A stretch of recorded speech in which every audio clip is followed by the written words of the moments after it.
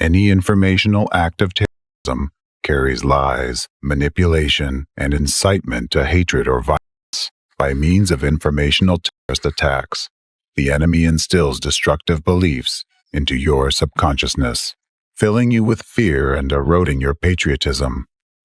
How does this happen? First, you witness an informational attack in mass media. It can be about anything. For example, a story with false accusations against individuals, whether they are politicians, business people, believers, or supporters of some political parties. Accused of facing persecution. People have been arrested. Get arrested. It's a human rights violation. Human rights violation of our generation. Human rights violation. And systematic violation of human rights.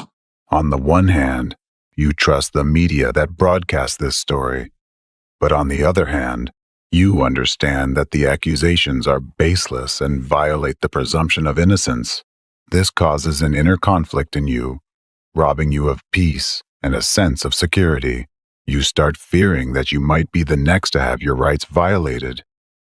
You subconsciously realize that if the laws fail to protect someone, they won't protect you next time either. The fact that authorities either break the law or fail to respond to its violation means only one thing to you: that authorities support those violations, which generates fear and distrust. An individual who observes it all goes through several stages of reaction. First stress and rejection, and then hatred towards the authorities.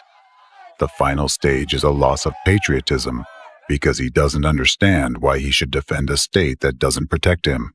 The person decides to defend only himself. He makes the following conclusion: I witnessed a crime on national television. Authorities are idle and support this crime, which means they intentionally break the laws and are behind those violations. Authorities want to deprive me of my legal rights and freedoms, hence they are a threat to me.